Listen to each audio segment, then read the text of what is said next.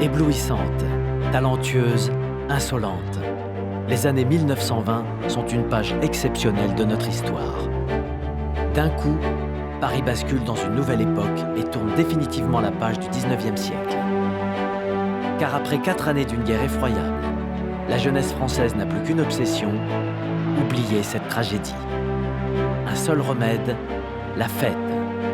Et un espoir fou, inventer un monde nouveau, un monde sans guerre, un monde de rire et de jouissance.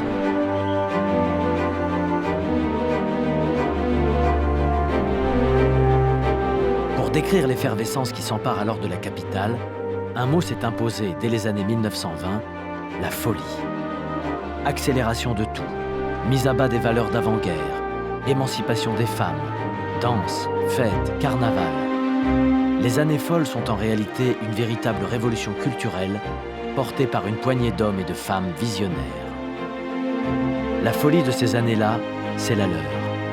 Qu'ils soient artistes, savants, écrivains, danseurs, inventeurs, venus du monde entier, ils ont tourné le dos aux bonnes manières et entraîné Paris dans un tourbillon de couleurs et de rythmes. Les années folles sont une parenthèse de liberté, un moment magique entre 2 guerres mondiales. 10 petites années, mais 10 années d'une intensité inouïe.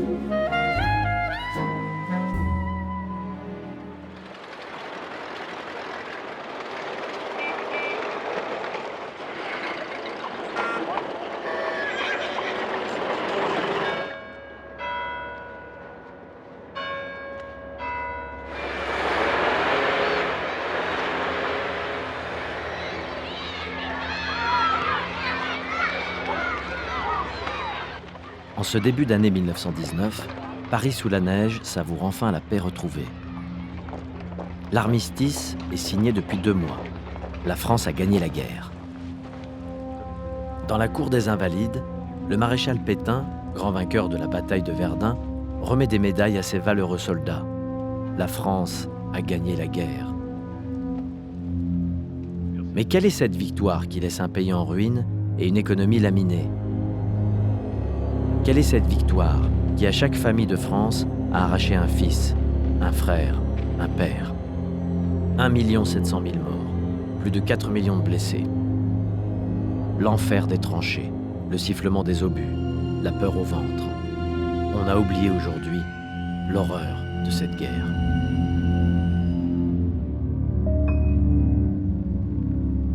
Et parmi les survivants, il y a tous ceux mutilés, gazés, traumatisés, qui jamais ne reprendront une vie normale. Dans leurs secousses et leurs transes maladives, on ne peut s'empêcher de voir aussi d'une façon hallucinatoire toutes les secousses et les transes des années qui commencent. Ces années qui auraient été celles de leur jeunesse et que la guerre leur a volées. Eux qui ne peuvent plus marcher sans trembler ou tenir debout, sans tomber comme des fusillés perpétuels.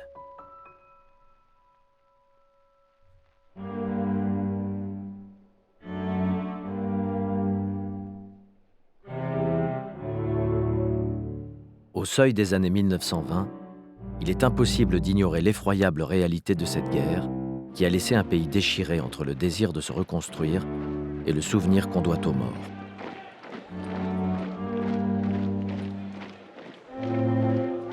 Cocarde tricolore, commémoration. Les anciens combattants vont mettre toute leur énergie à faire du souvenir de la guerre une chose sacrée.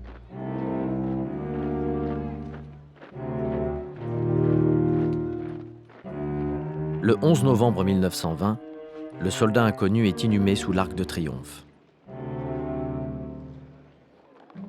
Les anciens combattants sont nombreux. Leurs associations sont puissantes. Ils ont gagné la guerre et sont en passe d'accéder au pouvoir. En 1920, c'est le Bloc national, la coalition de la droite et du centre, qui remporte les élections. Les anciens combattants y sont tellement représentés que la Chambre des députés est baptisée « Chambre bleu horizon », de la couleur des uniformes de la glorieuse armée française. Ces hommes sont déterminés à faire des années 1920 des années de deuil. Que ceux déjà qui m'en veulent se représentent ce que fut la guerre pour tant de jeunes garçons, 4 ans de grandes vacances. Ainsi commence Le Diable au corps, premier roman d'un jeune prodige de 17 ans, Raymond Radiguet. La guerre, des grandes vacances? L'un des premiers scandales de l'après-guerre éclate dans le monde des lettres. Le Diable au corps se déroule à l'arrière, loin du vacarme de la guerre, et raconte la liaison passionnée entre un jeune homme et la femme d'un soldat combattant sur le front. C'est un sacrilège, une insulte à la nation tout entière. Pour l'opinion, l'offense est d'autant plus grave que, selon la rumeur, l'histoire serait largement autobiographique. Est-ce ma faute si j'eus 12 ans quelques mois avant la déclaration de guerre, écrit le narrateur. On le dit immoral, on le dit inconscient, mais on lui reconnaît un talent immense. Il n'aura guère le temps, hélas, de goûter aux délices du succès. Peu après la sortie de son roman, le jeune auteur tombe gravement malade. Il meurt le 12 décembre 1923.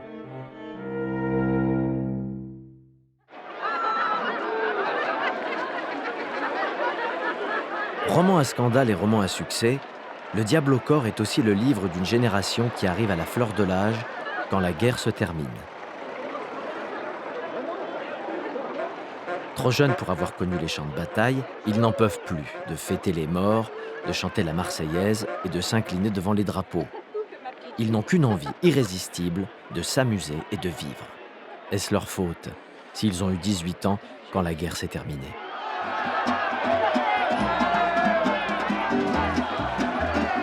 S'amuser, vivre. En boitant le pas à cette jeunesse déchaînée, les Parisiens se lancent dans une course folle. Pour oublier la guerre, pour oublier la mort. Pour échapper enfin à ce deuil interminable.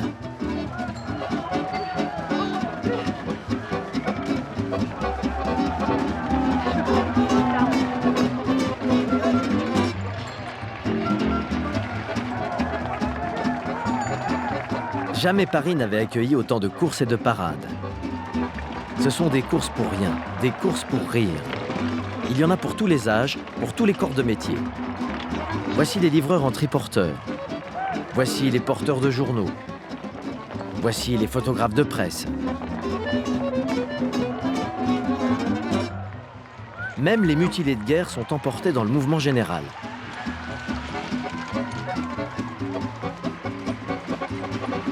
Certaines compétitions ont survécu bien au-delà de ces années folles, comme la fameuse course des garçons de café, dont le vainqueur doit arriver le premier sans renverser une goutte de son précieux chargement.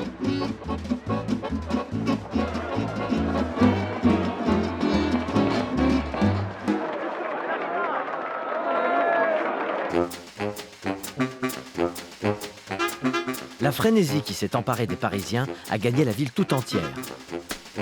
On est en train de changer de siècle, enfin. Adieu le train-train des diligences et des chars à bras. Les automobiles ont envahi la capitale. Bienvenue, messieurs, dans la modernité.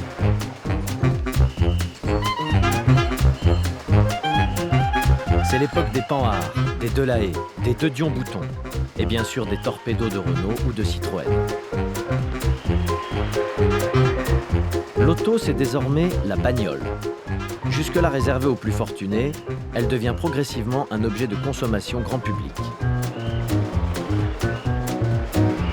Conséquence, les Parisiens doivent apprendre à vivre avec les embouteillages et se méfier des excès de vitesse. Bien que le code de la route ait été instauré en 1921, l'indiscipline des automobilistes devient la plaie numéro 1 de la capitale, particulièrement au carrefour, où apparaissent bientôt ces nouveaux agents chargés de la circulation.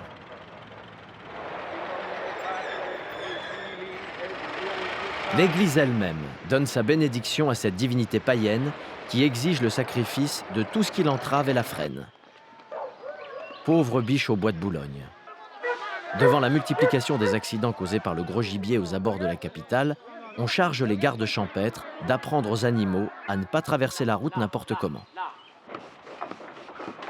Et s'il le faut, on éventre Paris pour lui tailler des boulevards à sa mesure.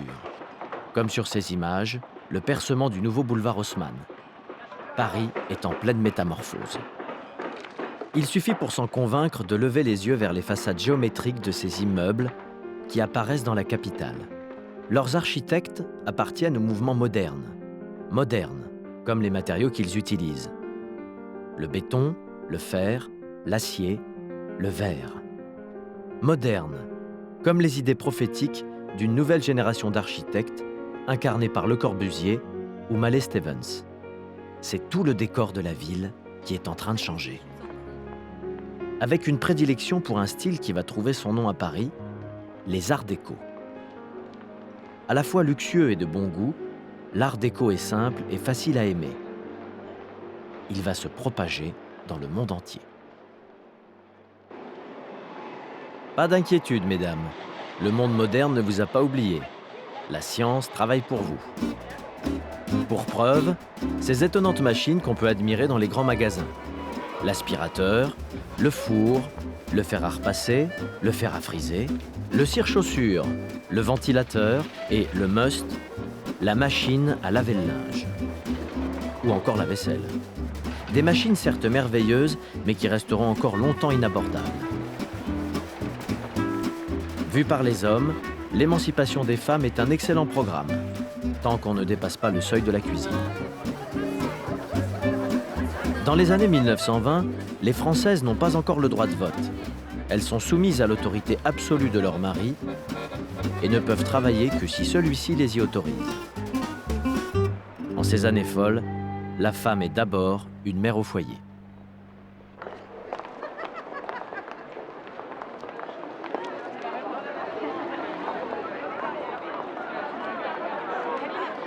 Pourtant, quelque chose est en marche. Lentement, mais inéluctablement.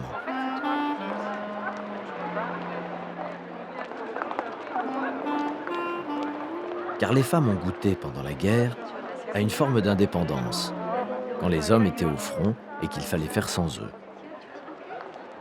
Il n'y a qu'à les voir arpenter les rues de la capitale. Il n'y a qu'à voir leurs pas déterminés.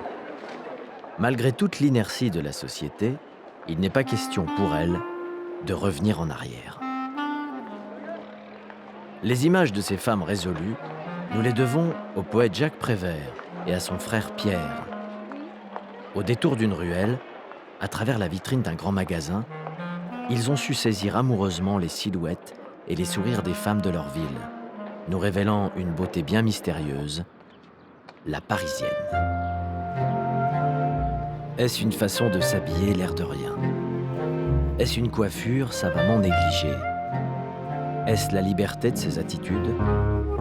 Ce qui est sûr, c'est que ces élégances en apparence futiles nous parlent d'autre chose. La mode travaille alors à l'émancipation des femmes. Symbole de l'asservissement de la femme, le corset est abandonné au début du XXe siècle. Une première étape.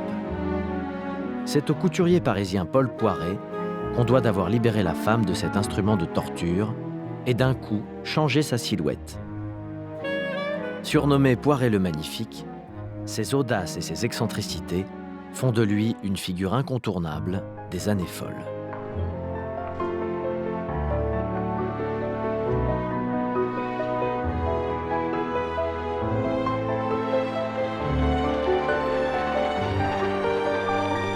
Autour de Poiret, toute une génération de créateurs fait de Paris la ville de la haute couture.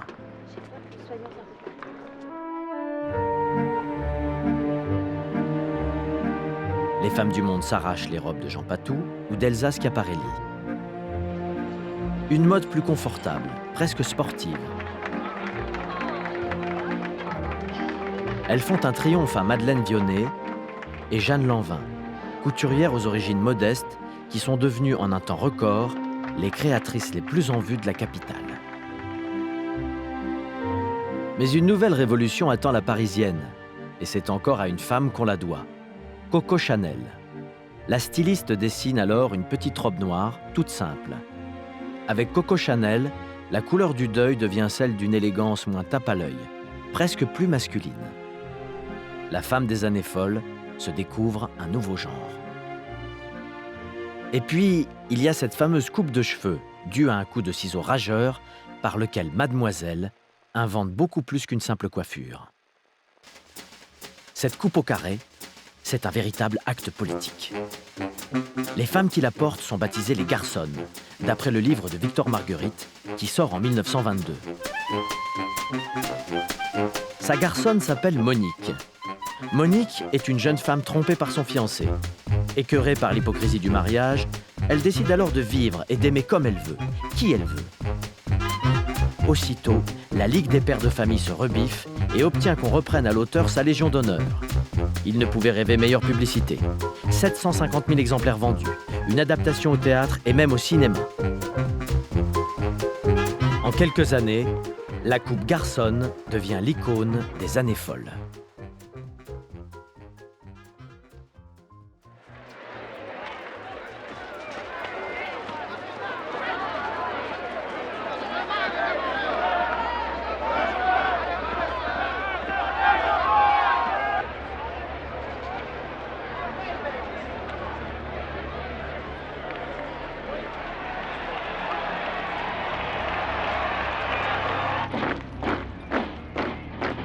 Chemise noire, regard sévère. Les miliciens qui marchent sur Rome annoncent d'autres défilés. Macabre. Sur les ruines de la Première Guerre mondiale, le fascisme commence à triompher. En 1922, Benito Mussolini prend le pouvoir en Italie avec le projet de façonner l'homme de demain. Et une devise, croire, obéir, combattre. La même année, le Congrès des Soviets ratifie la création de l'URSS. À sa tête, Lénine instaure le communisme d'État et pose lui aussi les jalons d'une société nouvelle. Pour certains, c'est un immense espoir. Pour d'autres, le bolchevisme devient la bête à abattre.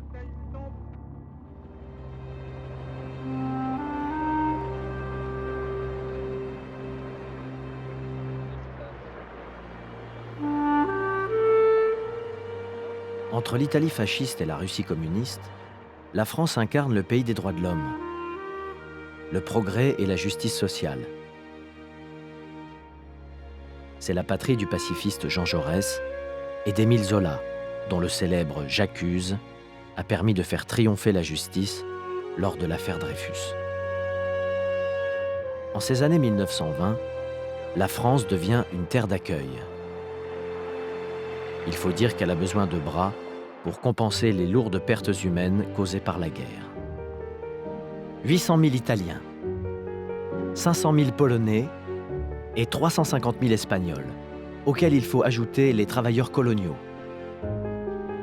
Ils sont en tout près de 3 millions à venir en France durant cette décennie. Paris est un asile inespéré pour ces Arméniens qui ont tout abandonné pour échapper à leurs bourreaux, ou ces Juifs fuyant la misère et les pogroms de l'Est européen. Les années folles font de Paris la ville la plus cosmopolite de la planète.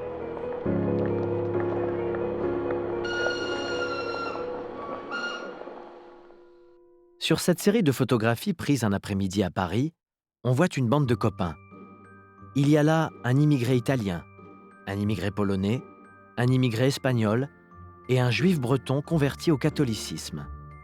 Ils s'appellent Modigliani, Kissling, Max Jacob et Picasso, 4 des plus grands peintres de l'époque.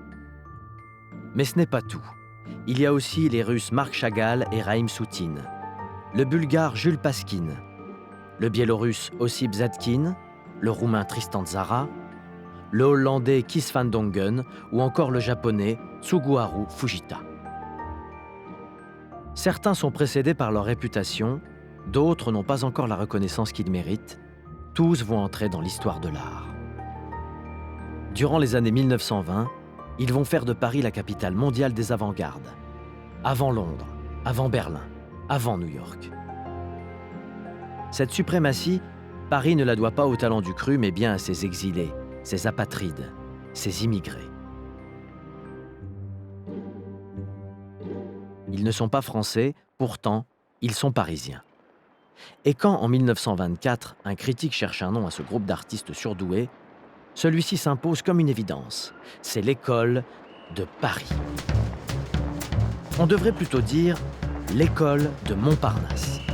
Car en réalité, cette réputation internationale, Paris la doit au quartier de Montparnasse. C'est ici que les artistes ont élu domicile. Hasard ou nécessité, ces boulevards affichent la plus forte densité de brasseries de la capitale.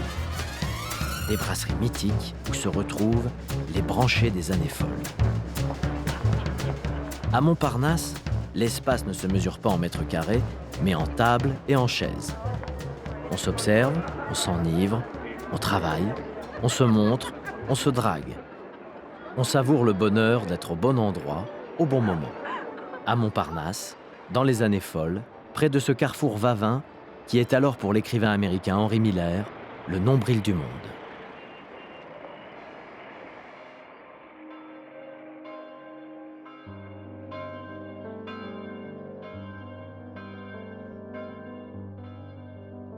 La veille encore, pour tous ces artistes, le lieu de l'avant-garde, c'était Montmartre. C'est ici, au bateau Lavoir, que Pablo Picasso a dévoilé ses Demoiselles d'Avignon, acte de naissance du mouvement cubiste. Montmartre est une machine à remonter l'histoire de l'art. Avant les cubistes, c'étaient les impressionnistes qui peuplaient les cafés de la place Pigalle et le moulin de la Galette. À l'orée des années folles, on pouvait encore apercevoir Auguste Renoir, continuant de peindre, alors que ses mains déformées par les rhumatismes sont quasiment paralysées.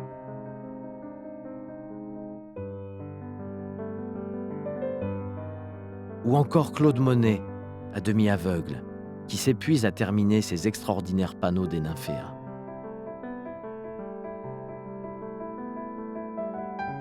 Dernier vestige de cette époque flamboyante, la Goulue nous rappelle que le 19e siècle n'est pas loin. La reine du Cancan, immortalisée par Toulouse-Lautrec, finit sa vie pauvrement, dans une roulotte, au milieu d'animaux dont les cirques ne veulent plus.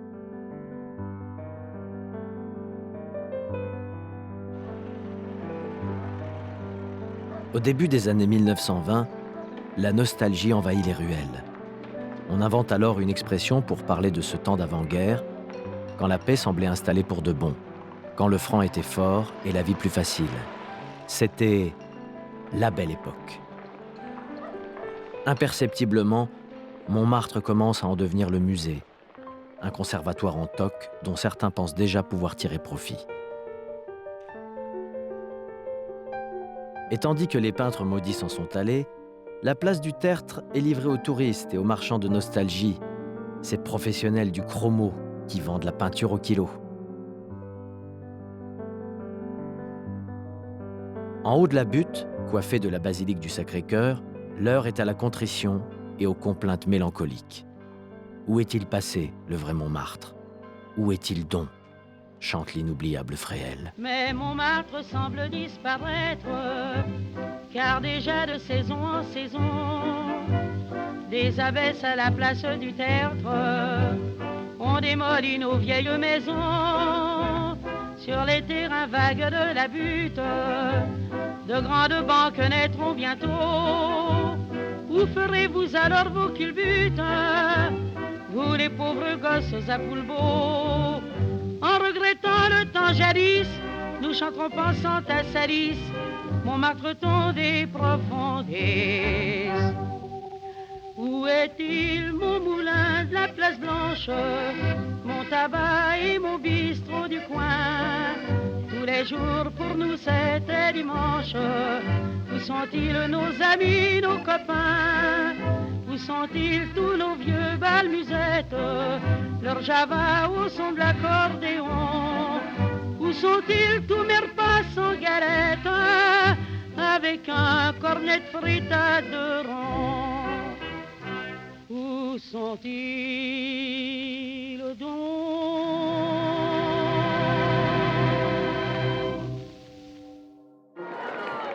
Mais les Montmartrois sont des insoumis, des revêches, des anards. Pas question pour eux de renoncer à un siècle de tradition festive. Montmartre est un petit village gaulois qu'ils défendront coûte que coûte. Le 7 mai 1921, la commune de Montmartre s'autoproclame république.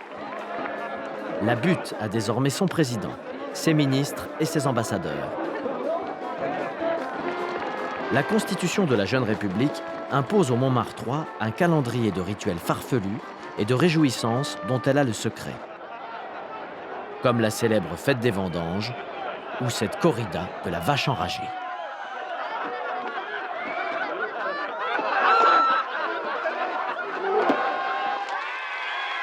Grâce à ses habitants, Montmartre renoue avec la joie.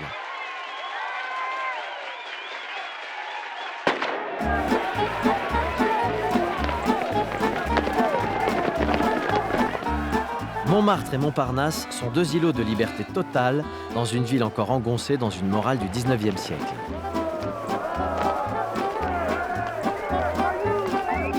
C'est aussi deux états d'esprit qu'une rivalité joviale anime durant toutes les années 1920.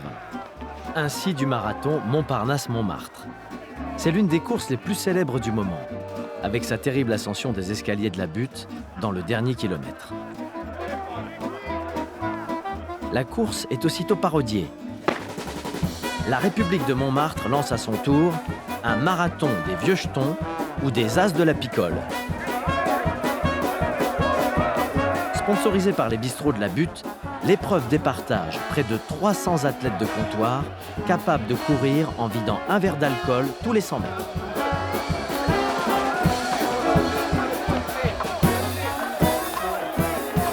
Mais dans la course au grand n'importe quoi, la palme revient sans aucun doute à cette Canadienne qui, pour relier Montmartre à Montparnasse, choisit de voyager enfermée dans un tonneau.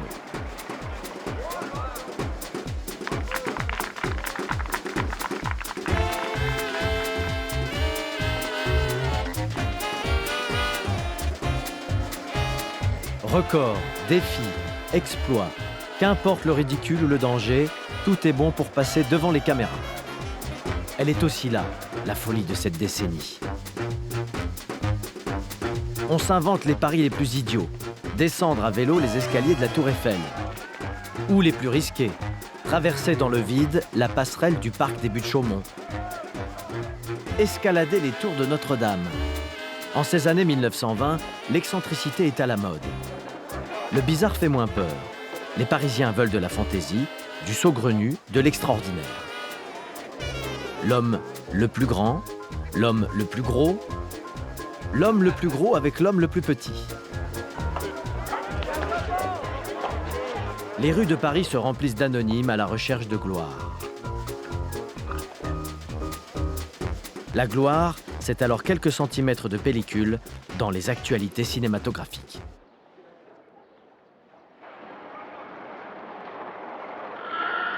En 1926, les habitants de Montmartre et de Montparnasse se sont tous donné rendez-vous au Gaumont Palace de la place Clichy, qui, avec son immense salle de 6000 places, est le plus grand cinéma du monde. L'événement, c'est un film sur les années folles, et dont Montmartre et Montparnasse sont en quelque sorte les héros.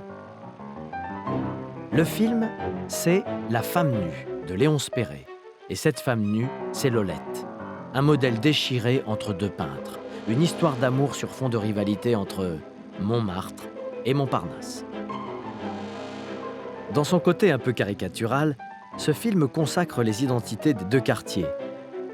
Montmartre et ses réjouissances populaires, Montparnasse et son rayonnement culturel. Dans la salle, les Montparnaud se reconnaissent à l'écran. Même recherche dans l'accoutrement et la pose, même façon de s'asseoir et d'engager la conversation comme si l'on venait de se quitter la veille, même indifférence sophistiquée à l'égard du reste du monde.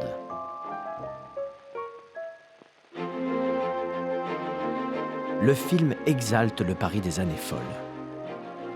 Plus que jamais, la capitale incarne, aux yeux du monde, un nouvel art de vivre.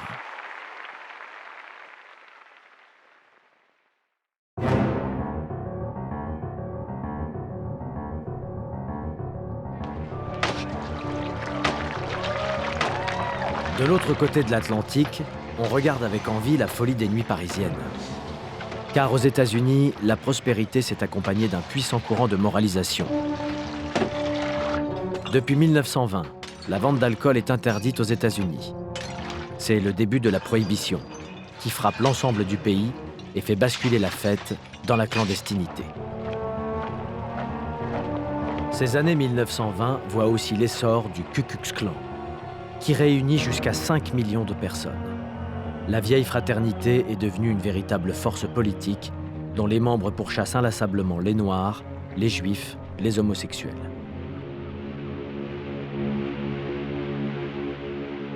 Tournant le dos à un pays puritain et raciste, les Américains vont débarquer massivement dans le Paris des années folles, avec dans leur bagage du swing et des dollars. Ces Américains sont jeunes. Beaucoup se rêvent écrivains, artistes ou compositeurs. Il y a parmi eux des ambitieux et quelques héritiers venus jouer les mécènes et les collectionneurs. À Cherbourg ou au Havre, on accueille jusqu'à 7 paquebots par jour. Ils ont tous soif de liberté, de musique, de danse et de fête. Ils savent qu'avec une poignée de dollars, ils seront les rois. Ils vont adorer Paris. Les Américains deviennent alors la plus importante communauté d'expatriés du Paris des années folles.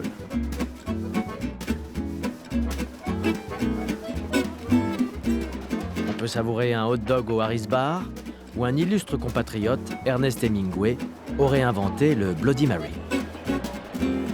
Aux terrasses des cafés de Montparnasse, on peut manger un American breakfast, en regardant passer un troupeau de chèvres, conduit par un chevrier qui propose du lait tout chaud tiré du pis, à même le trottoir. Tout ce qui pourrait sembler archaïque à un Parisien est dans les yeux de ces Américains auréolé d'un charme fou. Les marchés odorants, les personnages folkloriques et les petits métiers. Ce Paris pittoresque semble avoir été inventé pour eux.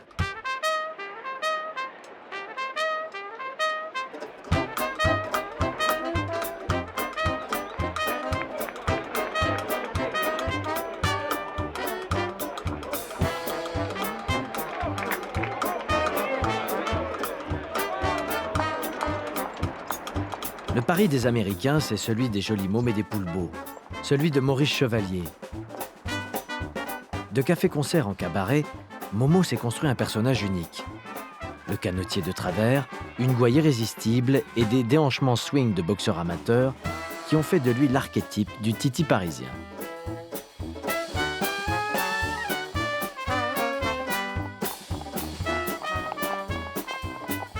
Ce Paris, c'est aussi celui que chante Miss Tinguette, qu'on surnomme tendrement la Miss et qu'on applaudit des music-halls de Broadway à la place Pigalle. C'est la promesse d'une amourette dans cette ville où les femmes ont la réputation d'être faciles. Un Paris coquin dont le French Cancan du Moulin Rouge est la vitrine. Non, vous ne rêvez pas. Il s'agit bien d'une réclame pour des pâtes. Ça, c'est Paris.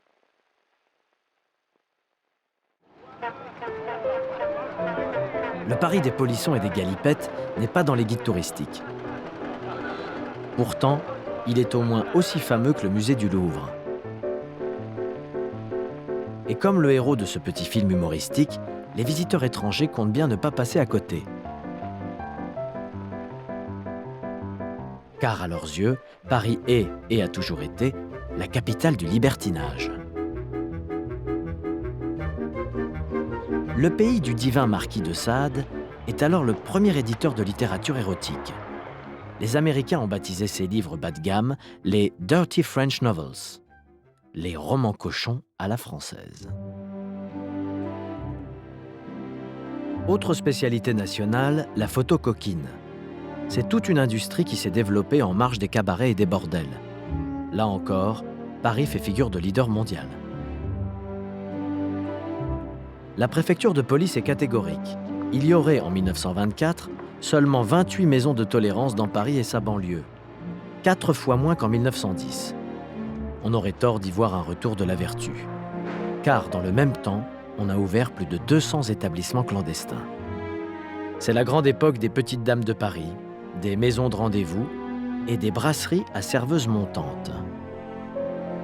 Un établissement propose à ses clients un tableau vivant intitulé « 3 femmes avec projection lumineuse dans leurs exercices lubriques ». Prix 100 francs, auquel il faut rajouter 60 francs de pourboire.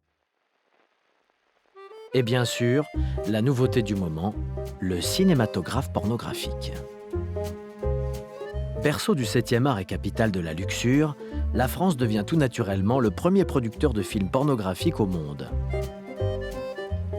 Parmi les bobines qui sont parvenues jusqu'à nous, certaines seraient même dues à de célèbres réalisateurs.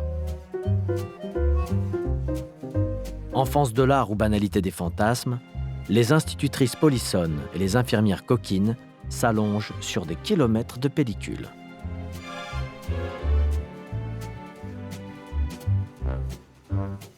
Si le porno français connaît son heure de gloire, on ne peut pas en dire autant de la production plus classique. La guerre a fait du mal aux productions nationales. Le cinéma populaire made in France est en pleine crise. Déjà, 90% des films diffusés sont américains. Et les véritables vedettes de l'époque viennent toutes des États-Unis, ou plutôt d'Hollywood. Ils sont des milliers de Parisiens à venir acclamer le plus célèbre des Anglais d'Amérique, Charlie Chaplin, accompagné d'un comédien de 7 ans, Jackie Coogan, le tout jeune acteur du Kid. Les femmes ne sont pas amoureuses de moi, mais de mon image sur l'écran, se lamente Rodolphe Valentino, jeune Italien de 25 ans, dont Hollywood a fait le prince des séducteurs et l'idole des Parisiennes. Pour les vedettes américaines en quête de notoriété, le voyage à Paris devient une étape incontournable.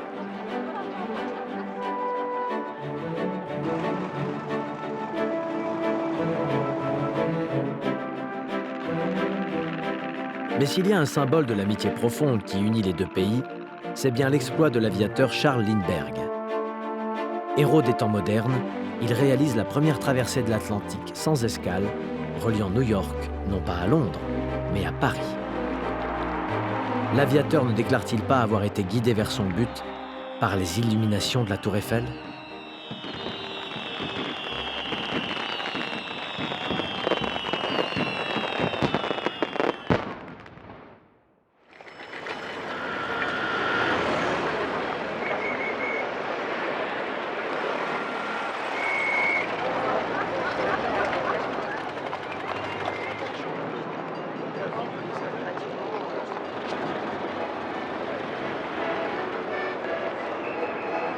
La ville me fascinait. Ses quartiers les plus sordides me paraissaient pittoresques. On se sentait plus grand, plus important qu'à New York, où les buildings rapetissent l'homme. Telles furent les premières impressions d'un artiste américain de 30 ans, débarqué à Paris au début des années 1920. Comme beaucoup, il prend une chambre à Montparnasse. Comme beaucoup, il rêve de devenir un grand peintre. Mais parce qu'il faut bien vivre, il décide, en attendant la gloire, de s'établir photographe professionnel. Il s'appelle Man Ray. Tous les talents des années folles défileront devant son appareil.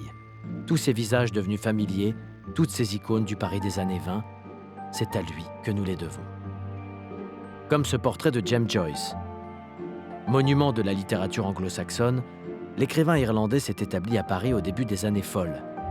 Il vient d'achever son chef-d'œuvre, Ulysse, un livre maudit.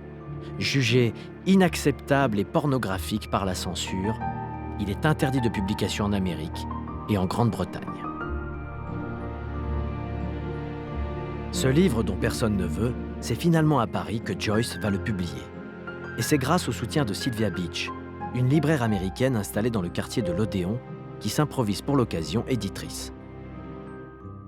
Il faudra peu de temps à Ulysse pour entrer au panthéon de la littérature mondiale et faire de cette petite librairie parisienne un lieu de pèlerinage.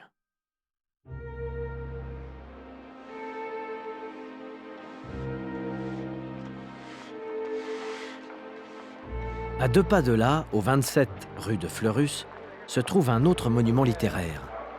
L'Amérique est mon pays, mais Paris, c'est chez moi, affirme alors Gertrude Stein. Cette riche héritière s'est installée à Paris au début du siècle, attirée par l'effervescence artistique de la capitale.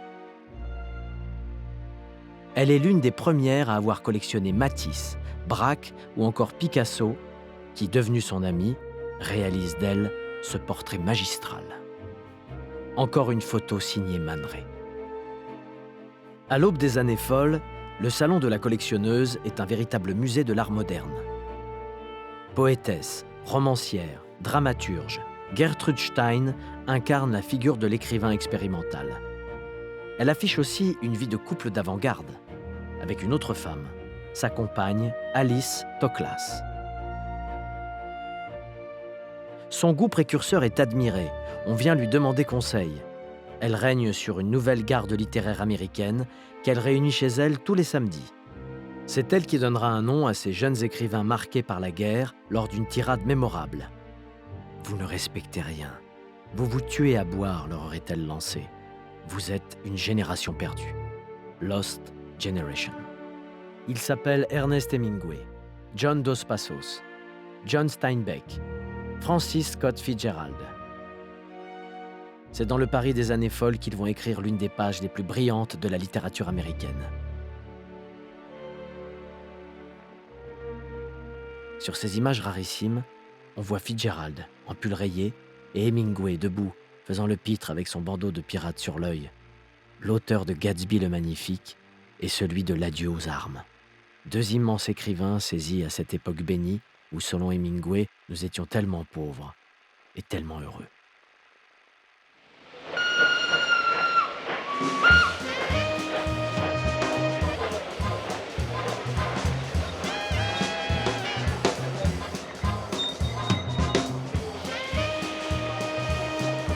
Dans leur bagage, les Américains ont apporté ce qui manquait pour que la fête soit totale.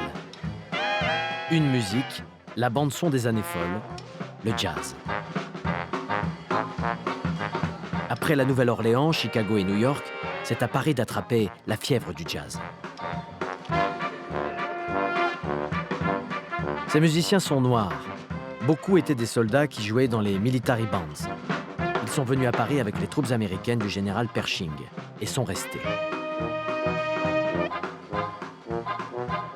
Car à Montmartre, ces jazzmen noirs vont découvrir ce qui ressemble bien à une terre promise. Ici, la ségrégation raciale n'existe pas.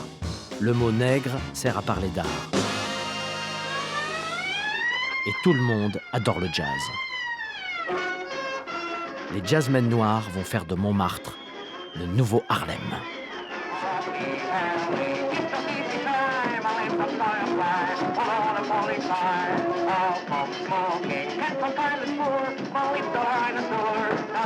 Document incroyable sur les jazz bands qui sévissaient dans la capitale, ce film rarissime est aussi le seul enregistrement d'époque du plus grand saxophoniste des années folles, Sidney Bechet. C'est lui qui entame son solo.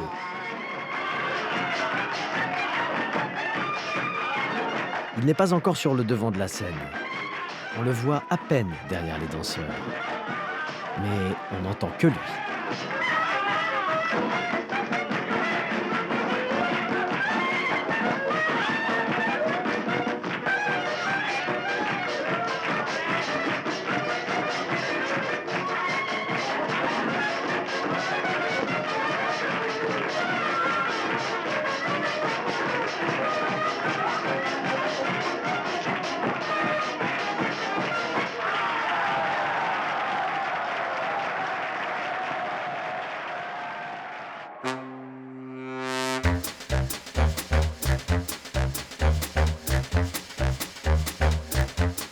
À l'époque, le jazz, c'est d'abord une danse, ou plutôt des danses.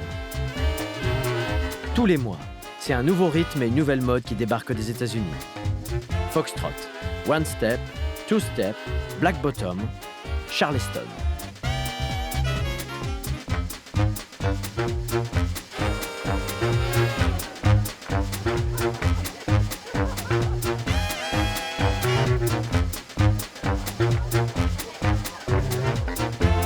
Paris est une fête, écrira Hemingway. Dans ces années folles, toutes les nuits sont blanches, pour peu qu'on connaisse les bonnes adresses. La soirée commence à Montparnasse, dans une de ses brasseries mythiques. La Rotonde, la Coupole, le Select, la Closerie.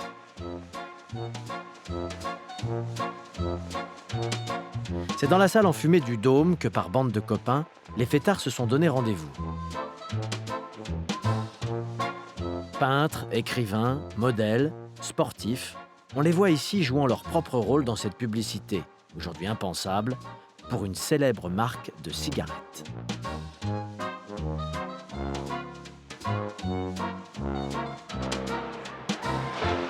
Pour se rafraîchir les idées, rien de tel que d'aller piquer une tête du côté des Champs-Élysées. En ces années folles, la piscine du salon du Lido est ouverte jusqu'à 2 heures du matin. 2 heures. C'est maintenant à Montmartre qu'il est temps de filer.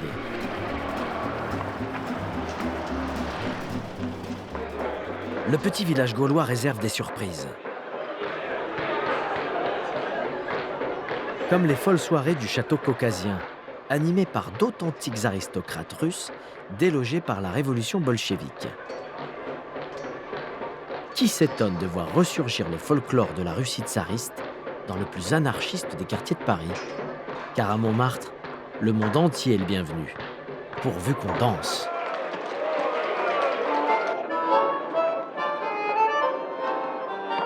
Deux rues plus loin, au cabaret El Baron, les Argentins mènent le bal. Né dans les faubourgs de Buenos Aires, le tango est mal vu par la bonne société argentine. Il serait à la fois trop sexuel et trop populaire. Une danse des bas-fonds bonne pour les voyous et les filles de joie.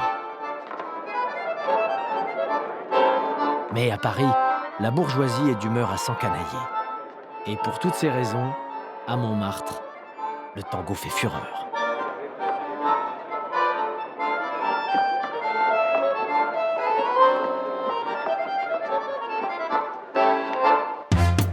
La Butte est le carrefour de tous les rythmes.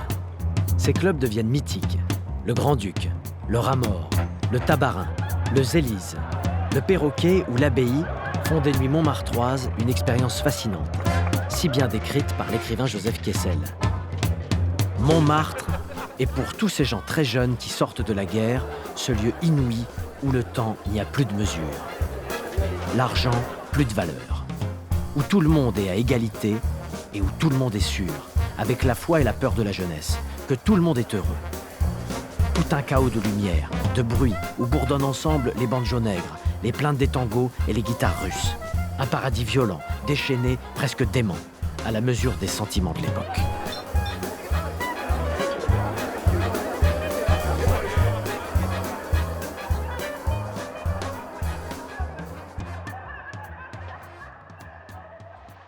Et si on allait à la mer, propose un millionnaire infatigable. Au petit matin, il y a toujours moyen de se glisser sur la banquette arrière du Hispano. Direction Deauville.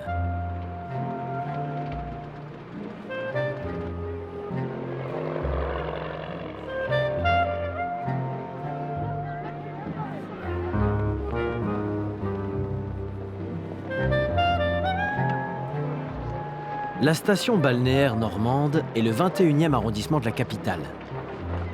C'est un des lieux les plus en vue des années folles. Avec ses planches, cette promenade en bois qui évite à ces dames de marcher dans le sable. À Deauville, la bohème sans le sou retrouve tout ce que Paris compte de vedettes et de gens fortunés. C'est ce mélange des genres qui fait l'énergie de cette décennie. Parmi les habitués, la chanteuse Suzy Solidor, dans un étonnant maillot en filet de pêche. Ici, en compagnie du célèbre peintre Fujita, ce vrai descendant de samouraï qui s'est fait l'ambassadeur de toute l'excentricité de Montparnasse. Elle, c'est Yuki, la compagne de Fujita, qui scandalise les habitués du casino en osant y entrer vêtue d'un simple short.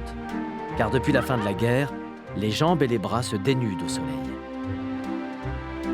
Longtemps dédaigné par la bonne société, qui y voyait le stigmate des pauvres et des travailleurs, le bronzage est enfin à la mode. Dans les vagues de Deauville, les corps des années folles ne nous parlent que de liberté.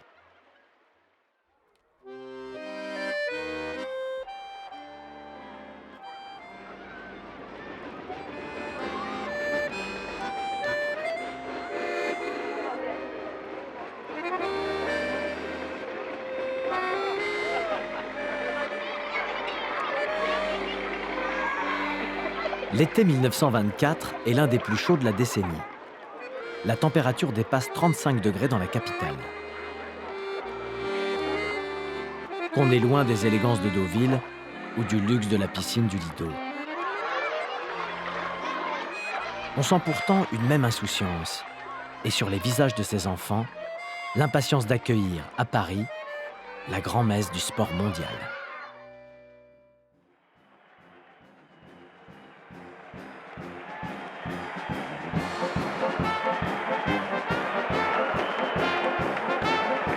Le 4 mai 1924, le président de la République, Gaston Doumergue, ouvre en grande pompe cette 8e édition des Jeux modernes et souhaite bonne chance aux athlètes venus des 44 pays participants.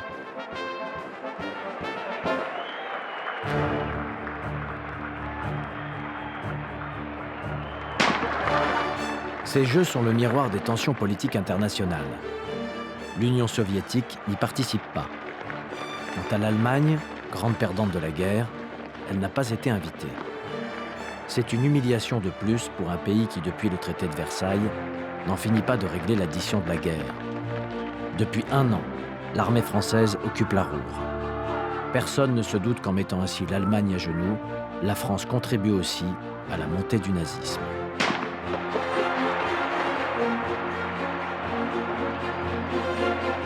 Côté médaille, la France peut se féliciter du déroulement de ces Jeux.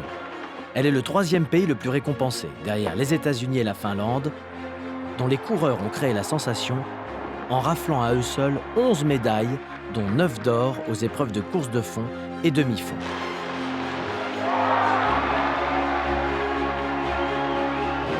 Mais le héros de ces Jeux est sans conteste un nageur d'à peine 19 ans qui décroche haut la main 3 médailles d'or. Il s'appelle Johnny Weissmuller et deviendra bientôt immortel en incarnant au cinéma le rôle de Tarzan.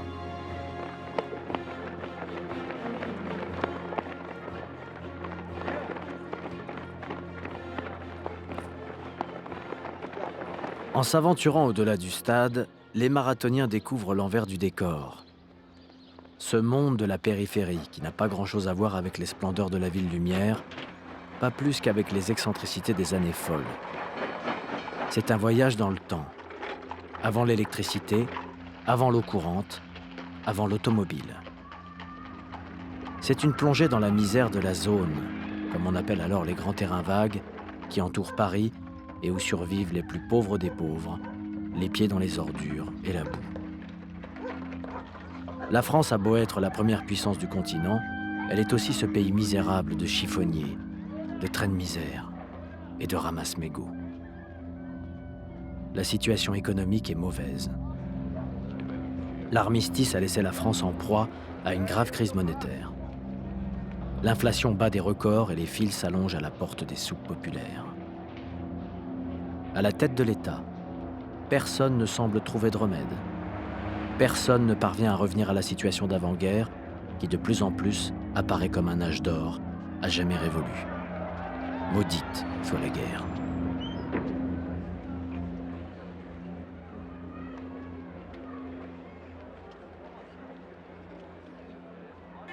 « 23 novembre 1924. Comme il semble loin l'été des Olympiades et sa moisson de médailles. Par une matinée brumeuse et froide, une foule silencieuse traverse la capitale. Ils sont près d'1 demi-million. C'est un bien étrange cortège qui suit un cercueil monumental, porté à bras d'homme et drapé des couleurs nationales. Quel homme mérite de tels honneurs? Un chef d'État? Un général? Non. Un homme de paix. Un pacifiste convaincu, Jean Jaurès. Pour la gauche, il n'est pas seulement le père fondateur du socialisme, cet homme révolté par les injustices et la misère, si criante en ces années 1920. L'assassinat de Jaurès, à la veille du déclenchement de la Grande Guerre, en a fait un martyr. À peine arrivé au pouvoir en 1924, le cartel des gauches a décidé le transfert de ses cendres au Panthéon. On n'en finit pas d'enterrer le souvenir de cette guerre. Mais cette cérémonie n'est pas du goût de tout le monde. Le fantôme de Jaurès réveille sur son passage toutes les tensions politiques de l'époque. De violentes bagarres éclatent en marge de la manifestation. À l'extrême droite, on fustige le leader socialiste, pacifiste et anticlérical. L'Action française de Charles Maurras organise même une contre-manifestation, tandis que ses nervis, armés de leurs cannes plombées, viennent jouer les troubles fêtes dans le cortège officiel. L'extrême droite prospère sur la crise économique aggravée par l'instabilité politique. Car les présidents du Conseil se succèdent à un rythme effréné. À peine nommés, ils sont contraints de démissionner. Le musée Grévin, conservatoire des gloires nationales, n'arrive même plus à suivre la cadence imposée par cette valse des gouvernements. L'effigie d'Édouard Herriot, ayant présidé le cartel des gauches, est ainsi tondue, puis fondue, pour façonner dans l'urgence celle de son successeur.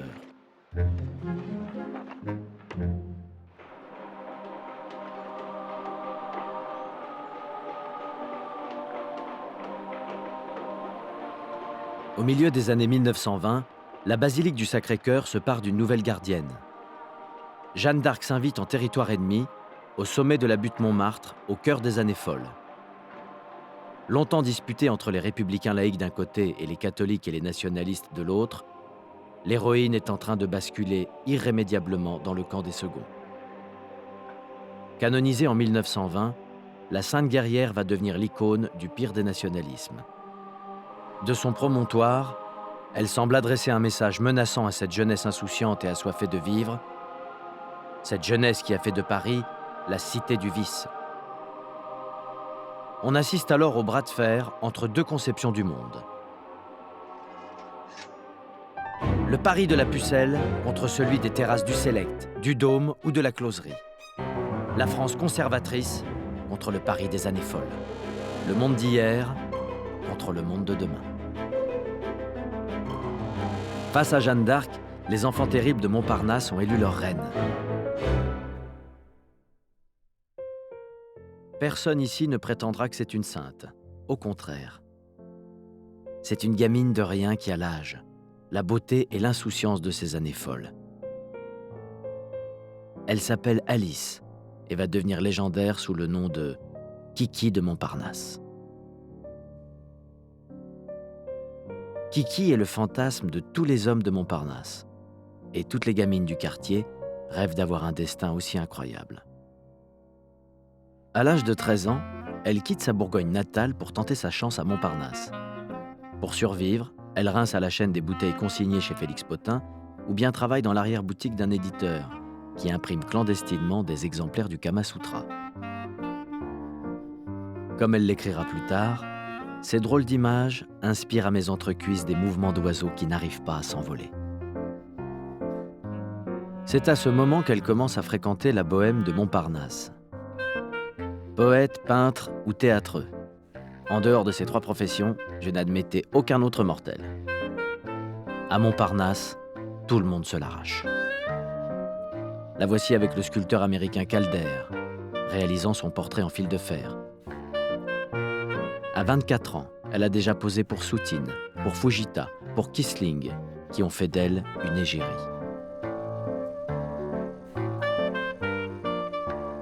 Elle est le rire, la joie insolente et provocatrice. Elle est le visage des années folles.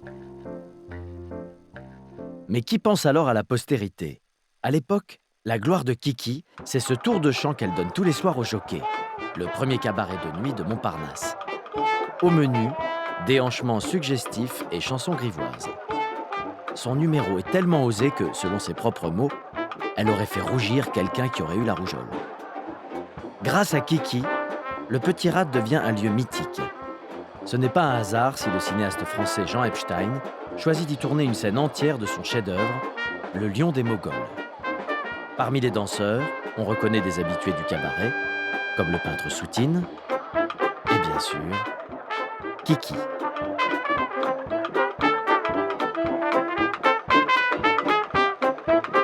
L'acteur principal du film est une des plus grandes vedettes de l'époque, le russe Ivan Mosjoukine, surnommé le Rudolf Valentino russe. C'est un vrai bourreau des cœurs. Il a été l'amant de Kiki. des amants, des aventures, Kiki en a eu, beaucoup. Mais le véritable amour, elle va le connaître avec le photographe Man Ray. Kiki et Man Ray.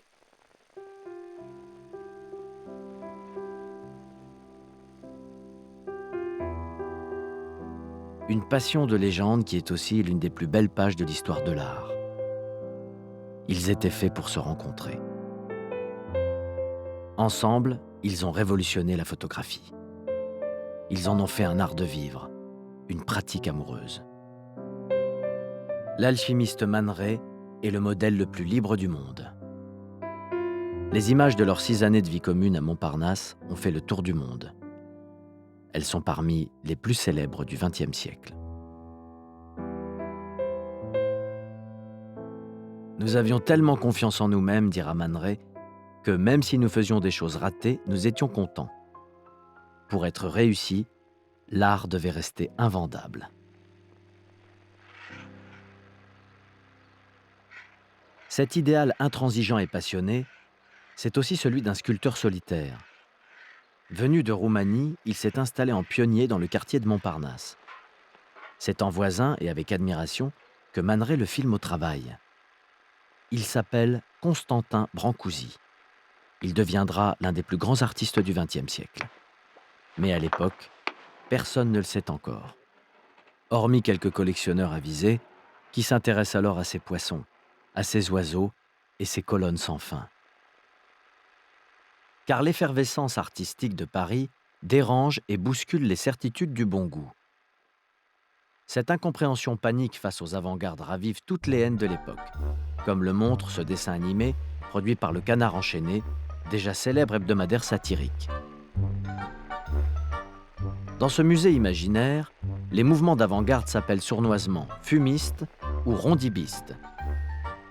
Picasso est devenu Pipicasso, Picabia, Picaca. Horreur suprême, une sculpture d'art nègre portant le nom de la déesse de l'amour, est signée d'un certain Lech Fritz, invention à consonance allemande qui nous rappelle le climat de germanophobie de l'entre-deux-guerres. Le voici l'art officiel, celui qui honore les commandes publiques et qui est, depuis, tombé dans un oubli complet, qu'il semble anachronique. Parmi les représentants de cet art pompier, Maxime Réal Delsarte, que l'on voit ici mettant sa dernière main à son monument des armées de Champagne. Réal Delsarte est aussi le fondateur des Camelots du Roi, un groupuscule violent, monarchiste, ultranationaliste et antisémite. Pour eux, le mode de vie qui s'invente à Montmartre et à Montparnasse, c'est la dégénérescence de la nation. Les voici, les dégénérés, les apatrides, les fauteurs de troubles qui sont le cauchemar de cette droite réactionnaire. Les voici, rassemblés autour de Kiki, les Tsaras, les Cocteau, les Man Ray. La bande de terroristes farfelus qui s'emploient méthodiquement à dynamiter la décennie.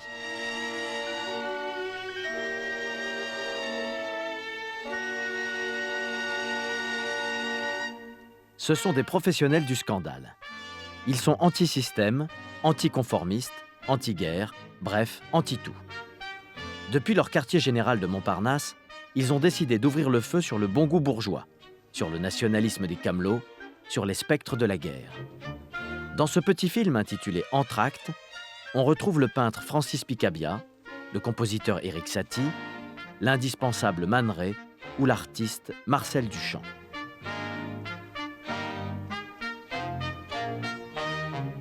Selon ces auteurs, le film ne respecte rien si ce n'est le désir d'éclater de rire. On y voit une danseuse, filmée par en dessous, et qui se révèle être un homme. Ces trublions se sont donné un drôle de nom, Dada. Fondé en Suisse pendant la guerre, Dada proclame son amour pour la vie sans lendemain, la vie d'aujourd'hui, le bonheur des instants sans réflexion. Tout pour aujourd'hui, rien pour hier, rien pour demain.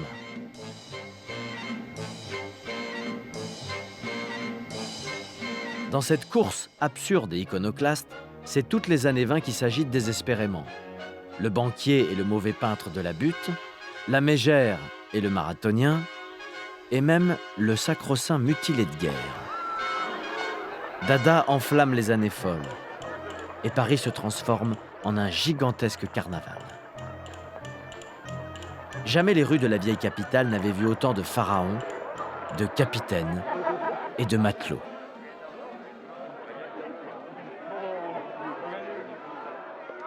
Dans cette décennie de fêtes à tout rompre, le travestissement commence à sortir des pratiques honteuses et des lieux interlopes.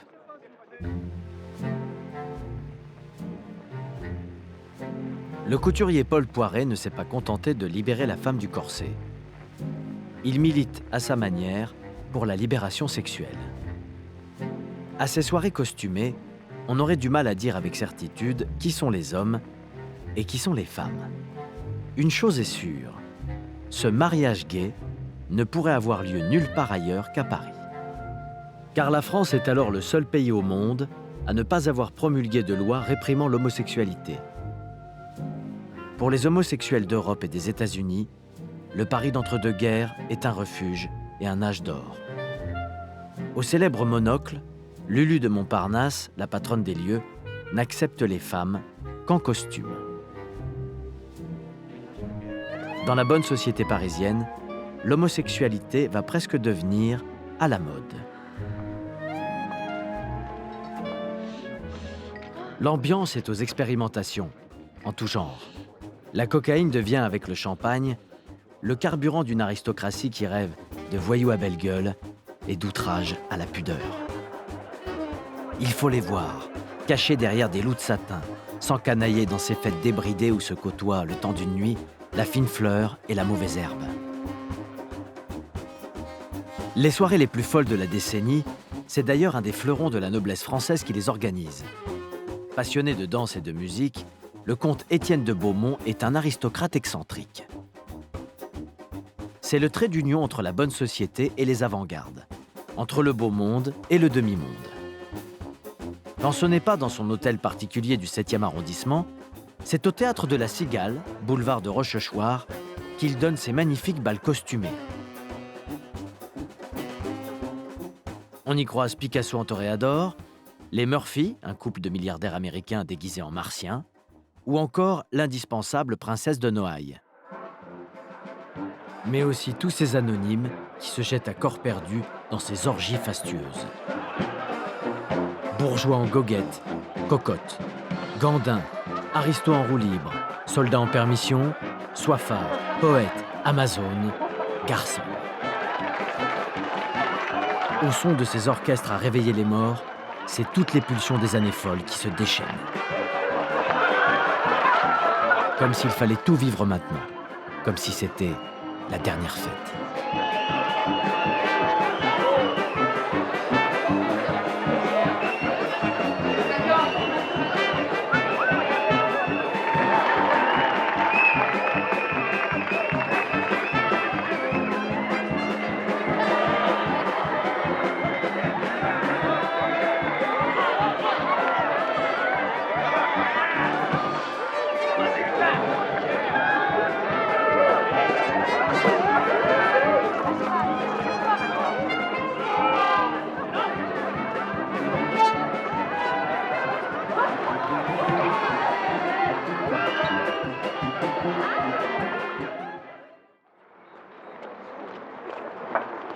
Quand les noctambules ont tiré leur révérence, la ville retourne à son train-train. Ces Parisiens-là n'ont ni courbature ni gueule de bois. Pour eux, les folles nuits parisiennes sont au mieux un sujet d'indignation, peut-être parfois un rêve un peu honteux. Mais en général, c'est un monde dont ils ignorent tout simplement l'existence. C'est le paradoxe de cette décennie, qu'on a baptisé les années folles, d'après l'effervescence de quelques-uns. Alors que pour la majorité des Parisiens, une soirée réussie, c'est encore d'avoir 2 places pour écouter la vedette du moment, Félix Mayol.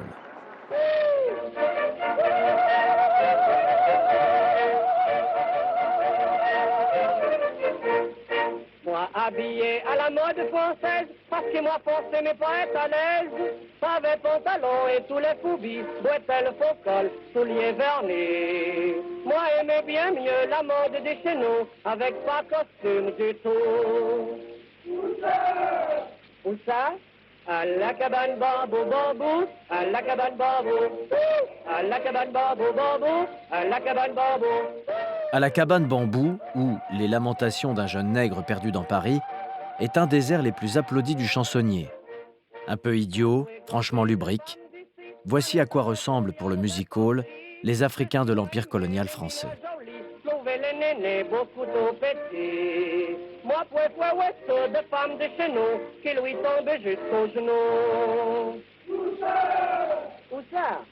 À la cabane bambou bambou. De tous les préjugés de l'époque, le racisme est certainement le plus ordinaire.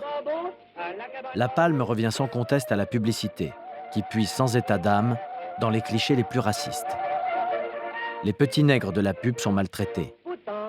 Ils servent à vendre le savon qui blanchit, on les trempe dans la javel qui redonne sa blancheur au linge sale, désinfecte et préserve des bactéries.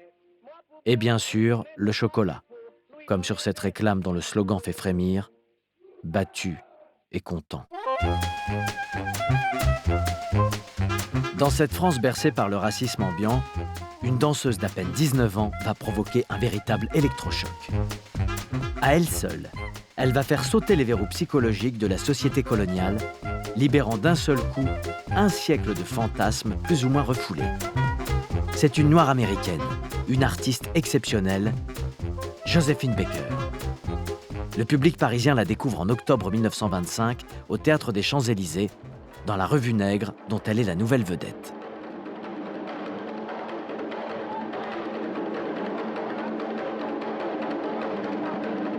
La salle retient son souffle devant la puissance érotique de ses tableaux, devant le corps à demi nu de Joséphine Baker. Tout juste vêtue de sa célèbre jupe en banane, accessoire ambigu qui découvre au monde, selon un critique de l'époque, une nouvelle région du désir. Pourquoi la croupe de Baker remue les continents? Pourquoi les hommes s'émeuvent en masse et pourquoi la jalousie des femmes même est désarmée? Mais parbleu, parce que c'est une croupe qui rit, proclame le journaliste et futur romancier Georges Simenon, qui sera son secrétaire et son amant.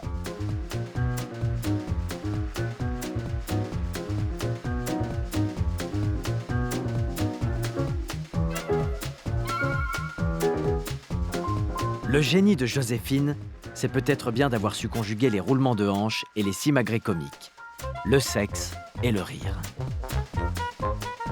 Toutes les avant-gardes se l'arrachent.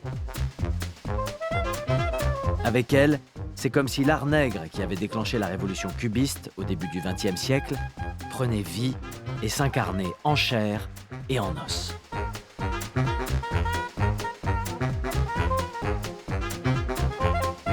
Le sculpteur Calder, après avoir saisi le visage effronté de Kiki, s'attaque à la star du moment et tente de retrouver, dans la souplesse de ses structures en fil de fer, la silhouette élastique de Joséphine. Joséphine Baker n'est pas seulement un sex symbole, c'est la première star noire de l'histoire. Et c'est bien à Paris que cette étoile est née.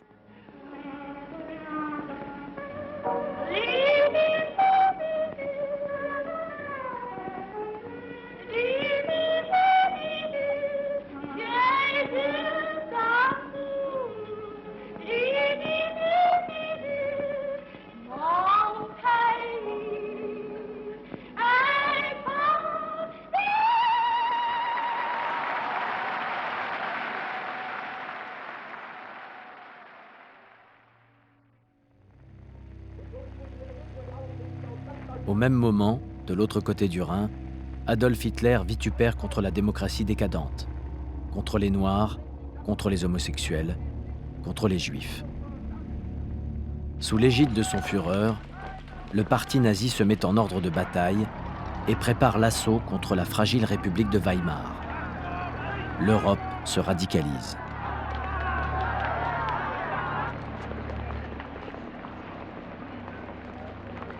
À Paris, les cortèges des ligues d'extrême droite n'en finissent pas de grossir. Les années 20 ne sont pas encore terminées, que l'on entrevoit déjà la morgue des années 30.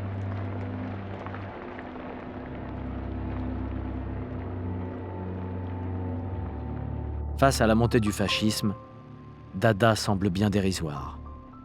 À force de tourner en rond, ses héros sont fatigués.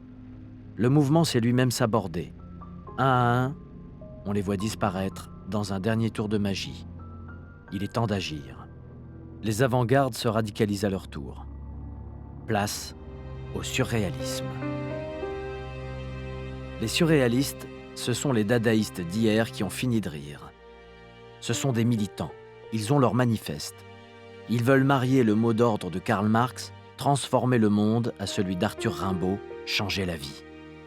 Leur arme, ils l'ont trouvée en plongeant dans les profondeurs de l'âme humaine, jusqu'au rêve, jusqu'à la folie. Écriture automatique, rêve éveillé, cadavre exquis, hypnose. Nous sommes des spécialistes de la révolte, clame Antonin Artaud. Qu'ils s'appellent Salvador Dali, Louis Buñuel, Hans Bellmer, Giorgio de Chirico ou Man Ray, les surréalistes laissent sur leur passage un parfum de scandale. L'acte surréaliste le plus simple consiste, revolver au poing, à descendre dans la rue et à tirer au hasard, tant qu'on peut, dans la foule. André Breton. S'ils ne prennent pas les armes, ils revendiquent leur engagement politique. Le surréalisme est alors un mouvement internationaliste, un temps proche du Parti communiste. Ils vomissent les bourgeois, les prêtres, les militaires. Leurs frasques exaspèrent l'extrême droite. Pour l'Action française de Charles Maurras, c'en est trop. Il exige leur expulsion. En vain. Mais ces critiques commencent lentement à trouver des échos dans l'opinion publique. On commence à regarder de travers ces étrangers qui ont tant apporté au pays. Le cosmopolitisme est devenu une insulte.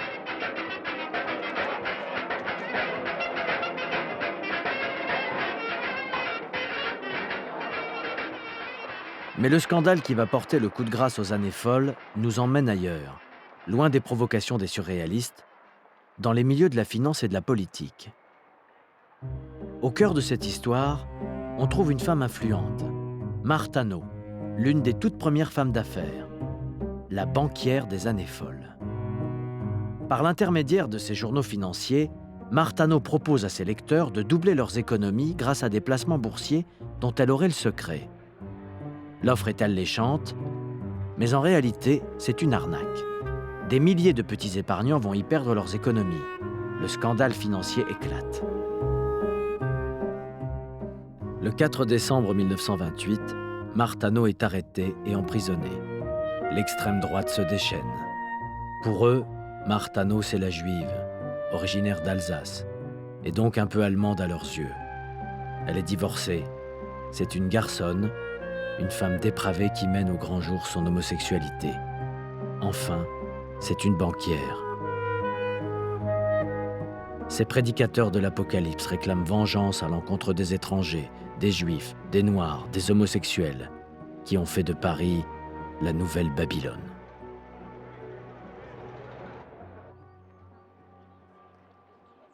En ce début d'année 1929, les années folles se découvrent fragiles et menacées, dansant sur le fil de l'histoire comme le funambule de Montmartre, sans savoir que ses pas s'avancent vers un horizon plus funeste encore. La fin de cette histoire, on est alors en train d'en écrire le scénario, à Montmartre, dans les studios de cinéma de la rue Francoeur. Le cinéaste français Marcel L'Herbier y tourne un film qui restera son chef-d'œuvre, un film prémonitoire sur la course au profit et la folie de la spéculation, l'argent. Dans un décor qui reconstitue l'intérieur de la Bourse de Paris, on voit une foule de courtiers, hystériques et fiévreuses, que l'appât du gain précipite tout droit vers la catastrophe. Le 24 octobre 1929, la réalité dépasse la fiction. Le jeudi noir de Wall Street précipite l'Amérique dans le plus grand krach boursier de son histoire. En quelques heures, tout est balayé. Les faillites financières s'enchaînent en série. La crise économique s'installe, entraînant en cascade le chômage, la misère, la ruine des nations dépendantes des crédits américains. L'économie allemande vacille avant de propulser le pays dans les mains d'Hitler.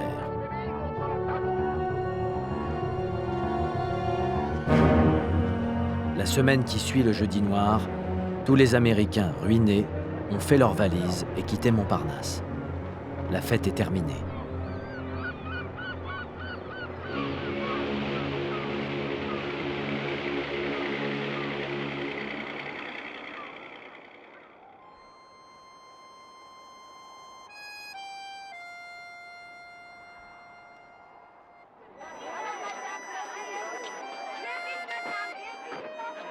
Les Américains sont partis, mais Joséphine Baker, elle, est restée.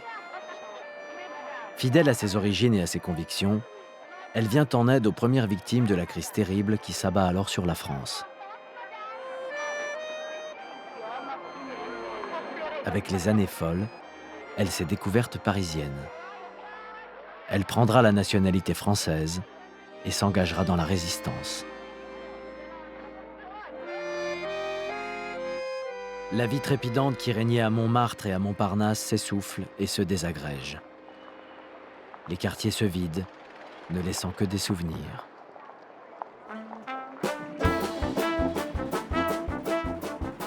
Comme un dernier clin d'œil, un tour opérateur inspiré par le surréalisme fait visiter ce qui reste des années 20 à des mannequins de cire. Quant à la bonne bourgeoisie, elle tourne le dos aux années folles. Fermant les yeux sur les tourments du présent, et pour se rassurer, elle rejoue chez Maxims le froufrou de la belle époque. Mais on a beau ranimer le cancan d'autrefois, on a beau faire sonner des airs d'Offenbach, la magie a disparu. L'étoile de Kiki a commencé à pâlir.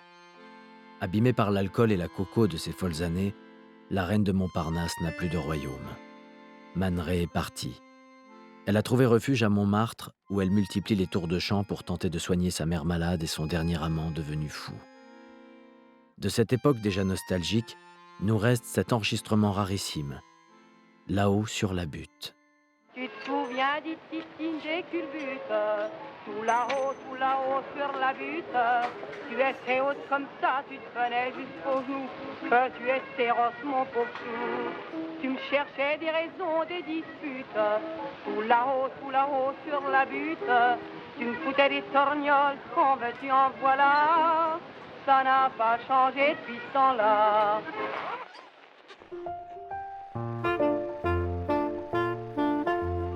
Les années folles auront vécu 10 ans. Une parenthèse enchantée se referme, comme un conte pour grands enfants éblouis. Mais où sont-elles donc, les années folles? Si ce n'est dans nos corps et leurs danses, à qui elles ont peut-être enseigné une façon d'être heureux.